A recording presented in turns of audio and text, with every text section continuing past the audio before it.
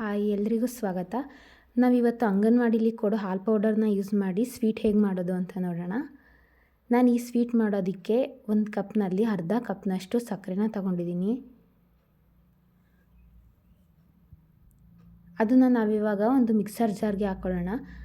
ಆ ಸಕ್ಕರೆ ಜೊತೆ ನಾನು 2 ಏಲಕ್ಕಿನ ಸೇರಿಸ್ತಾ ಇದ್ದೀನಿ ಫ್ಲೇವರಿಗೋಸ್ಕರ. ಇವೆರಡನ್ನೂ ಇವಾಗ ನಾವು ಗ್ರೈಂಡ್ ಮಾಡ್ಕೊಳ್ಳೋಣ.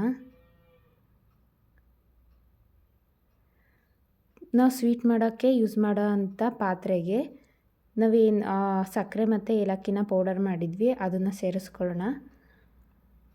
ಆ ಪೌಡರ್ ಮಾಡಿರೋ ಅಂಥ ಸಕ್ಕರೆಗೆ ನಾನು 2 ಕಪ್ನಷ್ಟು ಏನು ಕಪ್ಪಲ್ಲಿ ಸಕ್ಕರೆ ತಗೊಂಡಿದ್ದೆ ಅದೇ ಕಪ್ನಲ್ಲಿ 2 ಕಪ್ಪಷ್ಟು ಹಾಲು ಪೌಡರ್ನ ಸೇರಿಸ್ಕೊಂಡಿದ್ದೀನಿ. ಈಗ ಅದಕ್ಕೆ ನಾನು 4 ಸ್ಪೂನಷ್ಟು ತುಪ್ಪ ಹಾಕ್ತಾಯಿದ್ದೀನಿ.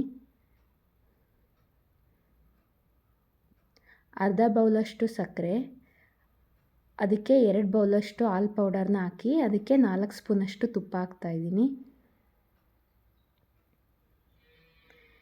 ಇವಾಗ ಅದನ್ನು ನೀಟಾಗಿ ಮಿಕ್ಸ್ ಮಾಡ್ಕೊಳ್ಳೋಣ. ನೀಟಾಗಿ ಮಿಕ್ಸ್ ಆಗಬೇಕು ಅದೆಲ್ಲ.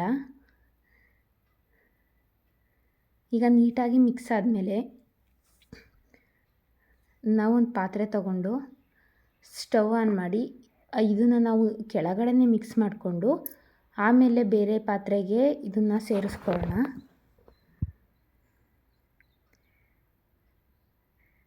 ಲೋ ಫ್ಲೇಮ್ನಲ್ಲಿ ಇಟ್ಕೊಂಡು ನೀಟಾಗಿ ಹುರ್ಕೊಳ್ಳೋಣ. ಇವಾಗ ನಾವು ಕೆಳಗಡೆನೇ ಮಿಕ್ಸ್ ಮಾಡಿರೋ ಅಂಥದನ್ನು ತೆಗೆದು ನಾವು ಇವಾಗ ಲೋ ಫ್ಲೇಮಲ್ಲಿ ಇಟ್ಕೊಂಡು ಮತ್ತೆ ಸ್ವಲ್ಪ ಹುರ್ಕೋತಾ ಇದ್ದೀವಿ.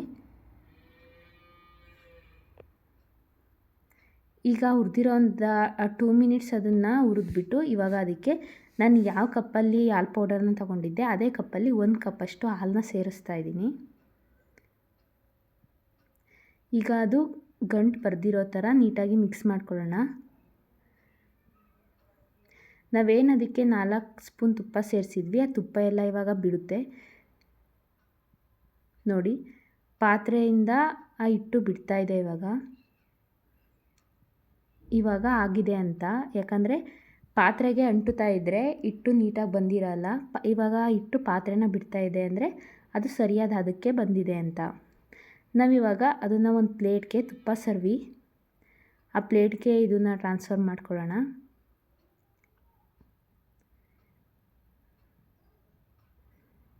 ಕೆಳಗಡೆ ಅಂಟಬಾರ್ದು ಅಂತ ಪ್ಲೇಟ್ಗೆ ತುಪ್ಪ ಸರ್ವಿದ್ದೀವಿ. ಇದನ್ನು ಸ್ವಲ್ಪ ಒಂದು ಅರ್ಧ ಗಂಟೆ ತಣ್ಣಗಾಗೋದಕ್ಕೆ ಬಿಡೋಣ. ಹಿಟ್ಟು ಆವಾಗ ಗಟ್ಟಿಯಾದರೆ ನಾವು ಯಾವ ಶೇಪಿಗೆ ಬೇಕೋ ಆ ಶೇಪಿಗೆ ನಾವು ಸ್ವೀಟನ್ನ ಮಾಡ್ಕೋಬೋದು. ನೋಡಿ ಇವಾಗ ನಾನು 1/2 ಅವರ್ ಬಿಟ್ಟಿದ್ದೆ. ಹಿಟ್ಟು ಇವಾಗ ಗಟ್ಟಿಯಾಗಿದೆ. ಯಾವ ಶೇಪಿಗಾದರೂ ತುಪ್ಪ ಯೂಸ್ ಮಾಡಿರೋದ್ರಿಂದ ನಾವು ಯಾವ ಶೇಪಿಗಾದರೂ ಅದನ್ನು ಮಾಡ್ಬೋದು. ನೋಡಿ ನಾನು ರೌಂಡ್ ಮತ್ತು ಸ್ಕ್ವೇರ್ ಶೇಪಲ್ಲಿ ಮಾಡಿದ್ದೀನಿ. ಈ ಥರ ಕಾಣುತ್ತೆ.